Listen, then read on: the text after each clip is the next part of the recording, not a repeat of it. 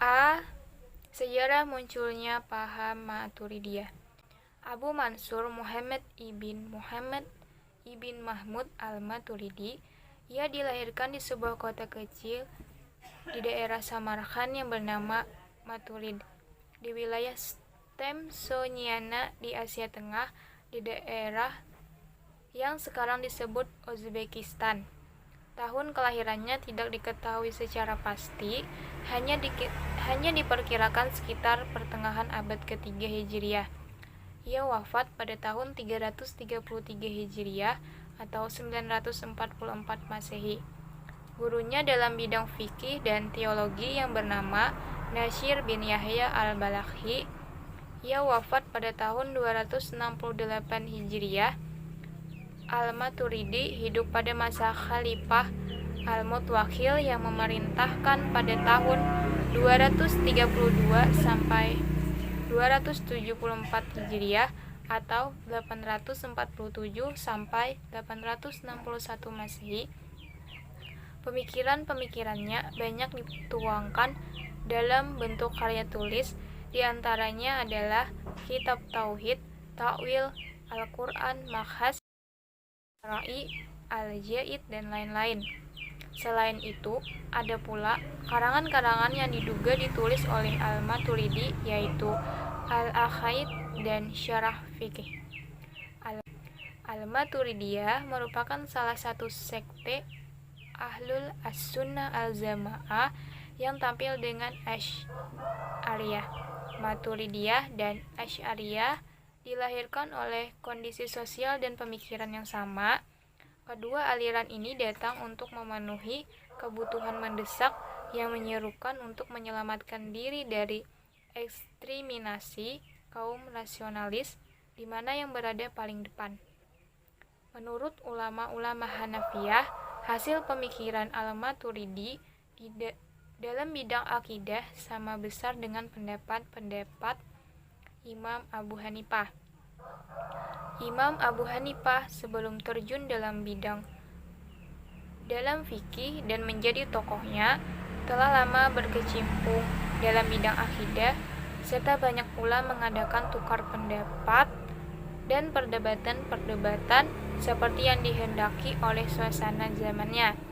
Dan salah satu buah karyanya dalam bidang akidah ialah buku yang berjudul Al-Fiqhul Akbar.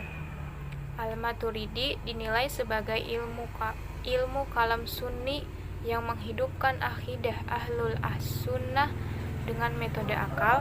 Latar belakang fikih ikut berpengaruh. Lanjutan dari pembahasan tentang sejarah munculnya aliran Maturidiyah, yang dimana Al-Asy'ari bermadzhab Syafi'i yang dikenal moderat, tetapi dekat dengan tradisionalis, banyak terikat kepada nas-nas naqli. Sedang Al-Maturidi bermadzhab fikih Imam Abu Hanifah yang dikenal Ahrayi, lebih cenderung rasionalis. Memang aliran Asy'ariyah lebih dulu menentang paham-paham dari aliran Mu'tazilah. Seperti yang kita ketahui, Al-Maturidi lahir dan hidup di tengah-tengah iklim keagamaan yang penuh dengan pertentangan pendapat antara Mu'tazilah dan Asy'ariyah sekitar masalah manfaat akal manusia. Maka dari itu, Al-Maturidi melibatkan diri dalam pertentangan itu dengan mengajukan pemikiran sendiri. Pemikiran itu merupakan jalan tengah antara aliran Mu'tazilah dan Asy'ariyah.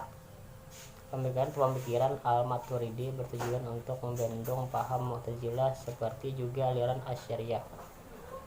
Namun demikian, tidak seluruh pemikirannya bertentangan dengan Mu'tazilah. Bahkan dalam beberapa hal pemikirannya hampir sama dengan pendapat Mu'tazilah.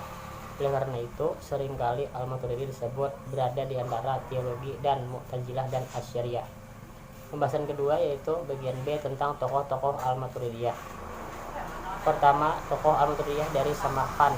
Nama aslinya Muhammad ibnu Muhammad Abu Mansur Al-Maturidi. Asalnya dari Maturidi, yaitu sesuatu dengan daerah yang Samarkand, sehingga terkadang namanya disandarkan pada Samarkand dan biasa dipanggil Abu Mansur. Muhammad ibnu Mahmud Maturidi Asy-Samarkand. Beliau dilahirkan tepatnya di Maturid. Sebenarnya tahun kelahirannya tidak diketahui secara pasti, namun Muhammad Abdul Jahar menuliskan berikan bulan abad dengan Syed Baiki wafat dan Kedua tokoh Al-Maturidiyah dari Bukhara, Al-Bajdawi lahir di Hudud, sebuah negeri di Baghdad akhir 400 Hijriah atau 1010 Masehi. Nama lengkapnya Ali ibnu Abi Muhammad ibnu Al-Husain ibnu Abdullah Al-Karim ibnu Musa ibnu Isa ibnu Mujahid Al-Bajdawi. Al-Bajdawi adalah seorang tokoh besar yang berpengaruh pada zaman itu. Hal ini terlihat dengan keberhasilannya menjadi sumber aliran Maturidiyah yang kemudian dikenal dengan nama Maturidiyah Bukhara. Di samping itu, Al-Bajdawi memiliki beberapa guru, yaitu Al-Mujtahid fi Al-Masail, mujahid yang tidak berijtihad sepanjang masih ada pendapat imamnya. Tetapi apabila ada masalah hukum yang belum dibahas oleh imamnya, maka mereka berijtihad untuk memecahkannya. Hafaj al-Mujhab al-Hanafi, Palestari Majhab Hanafi, kebanggaan Islam, dan Abu al-Usar, bapak kesulitan. Al-Bajdawi pernah menjabat sebagai seorang hakim dan mengajarkan ilmunya kepada para murid-muridnya. Salah satu muridnya ialah Naim al-Din Muhammad al-Hasafi, serta mengajarkan ajarannya terutama mengenai teologi muridnya, bahkan sampai menjelang tutup usia pada tahun 493 Hijri. Pembahasan yang ketiga, yaitu bagian C, adalah pengaruh pemikiran Maturidiyah. Pengaruh dan pemikiran aliran Maturidiyah yang pertama yaitu akal dan wahyu. Dalam pemikiran teologinya, Al-Maturidi mendasarkan pada Al-Quran dan akal. Dalam hal ini ia sama dengan Al-Asy'ari, akan tetapi porsi yang diberikan pada akal lebih besar daripada yang diberikan oleh Asy'ari. Menurut Al-Maturidi, mengetahui Tuhan dan kewajiban mengetahui Tuhan dapat diketahui dengan akal. Kemampuan akal mengetahui dua hal tersebut sesuai dengan ayat-ayat Al-Quran yang mengandung perintah agar manusia menggunakan akal dalam usaha memperoleh pengetahuan dan iman terhadap Allah Subhanahu wa ta'ala melalui pengamatan dan pemikiran yang mendalam tentang makhluk ciptaannya. Yang kedua dari pengaruh dan pemikiran aliran Maturidiyah yaitu perbuatan manusia. Menurut Al-Maturidi, perbuatan manusia adalah ciptaan Tuhan karena segala sesuatu dalam wujud ini adalah ciptaannya. Khusus mengenai perbuatan manusia, kebijaksanaan dan keadilan kehendak Tuhan mengharuskan manusia memiliki kemampuan berbuat dalam kurung ikhtiar agar kewajiban-kewajiban yang dibebankan kepadanya dapat dilaksanakan. Dalam hal ini Al-Maturidi mempertemukan antara ikhtiar sebagai perbuatan manusia dengan kudrat Tuhan sebagai pencipta perbuatan manusia. Tuhan menciptakan daya dalam diri manusia dan manusia bebas menggunakannya. Dengan demikian tidak ada pertentangan antara kudrat Tuhan yang menciptakan perbuatan manusia dan dengan ikhtiar yang ada pada manusia. Pengaruh pemikiran aliran Maturidiyah yang ketiga, yaitu kekuasaan dan kehendak mutlak Tuhan. Telah diuraikan pada pembahasan sebelumnya bahwa perbuatan manusia dan segala sesuatu dalam wujud ini, yang baik atau buruk, adalah ciptaan Tuhan. Akan tetapi, pernyataan ini menurut Al-Maturidi bukan berarti Tuhan berkehendak dan berbuat dengan sewenang-wenang serta sekehendaknya, karena kudrat Tuhan tidak sewenang-wenang atau absolut, tetapi perbuatan dan kehendaknya itu berlangsung sesuai dengan hikmah dan keadilan serta sudah ditetapkannya. Pengaruh pemikiran aliran Maturidiyah yang keempat yaitu sifat Tuhan. Berkaitan dengan masalah sifat Tuhan seperti halnya Al-Asy'ari, ia berpendapat bahwa Tuhan mempunyai sifat-sifat seperti sama, besar, dan sebagainya. Walaupun begitu, pengertian Al-Maturidi tentang sifat Tuhan berbeda dengan Al-Asy'ari. Jika Al-Asy'ari mengartikan sifat Tuhan sebagai sesuatu yang bukan zat, menurut Al-Maturidi sifat tidak dikatakan sebagai esensinya. Sifat-sifat Tuhan itu mulazamah atau bersama baca inherent the zat walahiyya ghairuhu, menetapkan sifat bagi Allah tidak harus membawa pada pengertian antropomorfisme karena sifat tidak berwujud yang terdiri dari zat, sehingga terbilang sifat tidak akan membawa pada perbilangannya yang kadim atau ta'addud al-qudama.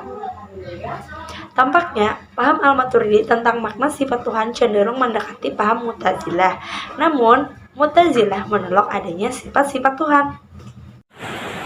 Pengaruh pemikiran aliran Maturidiyah yang kelima yaitu tentang Tuhan. Melihat Al-Maturidi mengatakan bahwa manusia dapat melihat Tuhan. Al-Maturidi lebih lanjut mengatakan bahwa Tuhan kelak di akhirat dapat ditangkap dengan penglihatan karena Tuhan mempunyai wujud. Walaupun ia imaterial, melihat Tuhan kelak di akhirat tidak memperkenalkan bentuknya karena keadaan di akhirat tidak sama dengan keadaan di dunia. Pengaruh pemikiran aliran Maturidiyah yang keenam yaitu tentang kalam Tuhan. Al-Maturidi membedakan antara kalam yang tersusun dengan huruf dan bersuara dengan kalam nafsi. Kalam nafsi adalah sifat qadim bagi Allah, sedangkan kalam yang tersusun dari huruf dan suara adalah baharu atau hadis termasuk Al-Quran. Kalam nafsi tidak dapat diketahui hakikatnya, dan bagaimana Allah bersifat dengannya tidak dapat diketahui kecuali dengan satu perantara. Pengaruh pemikiran aliran Maturidiyah yang ketujuh yaitu perbuatan Tuhan. Menurut Al-Maturidi tidak ada sesuatu yang terdapat dalam wujud ini kecuali semua adalah dalam kehendak Tuhan. Kehendak Tuhan tidak ada yang memaksa atau membatasinya kecuali ada hikmahnya dan keadilan yang ditentukan oleh kehendaknya. Oleh karena itu, Tuhan tidak wajib baginya berbuat al-shalah atau yang baik dan terbaik bagi manusia. Setiap perbuatan Tuhan yang bersifat pencipta atau kewajiban-kewajiban yang dibebankan kepada manusia tidak terlepas dari hikmah dan keadilan yang dikehendakinya. Kewajiban-kewajiban tersebut antara lain, yang pertama, Tuhan tidak akan membebankan kewajiban-kewajiban kepada manusia di luar kemampuannya, karena hal tersebut tidak sesuai dengan keadilan, dan manusia juga diberi Tuhan kemerdekaan dalam kemampuan dan berbuat dalam kemampuan dan perbuatannya. Hukum atau ancaman dan janji pasti terjadi karena yang demikian merupakan tuntutan keadilan yang sudah ditetapkannya. Bismillahirrahmanirrahim. Pengaruh pemikiran aliran Maturidiyah yang ke-8 yaitu pengutusan Rasul. Pengutusan Rasul berfungsi sebagai sumber informasi tanpa mengikuti ajaran wahyu yang disampaikan Rasul. Berarti manusia membebankan akalnya pada sesuatu yang berada di luar kemampuannya. Pengaruh pemikiran aliran Maturidiyah yang ke-9 yaitu pelaku dosa besar. Al-Maturidi berpendapat bahwa orang yang berdosa tidak meninggal sebelum bertobat. Hal ini dikarenakan Tuhan telah menjanjikan akan balasan kepada manusia sesuai dengan perbuatannya. Pembahasan yang keempat atau yang terakhir yaitu bagian D, sekti aliran Maturidiyah. Sekti ini dibagi menjadi dua. Golongan ini adalah pengikut Al-Maturidi sendiri. Golongan ini cenderung ke arah paham Mu'tazilah. Yang kedua, sekti Bukhara. Golongan Bukhara ini dipimpin oleh Abu Alius Muhammad Al-Bazdawi. Sekti Bukhara adalah pengikut-pengikut Al-Bazdawi di dalam aliran Al-Maturidiyah yang mempunyai pendapat lebih dekat kepada pendapat Al-Asy'ari.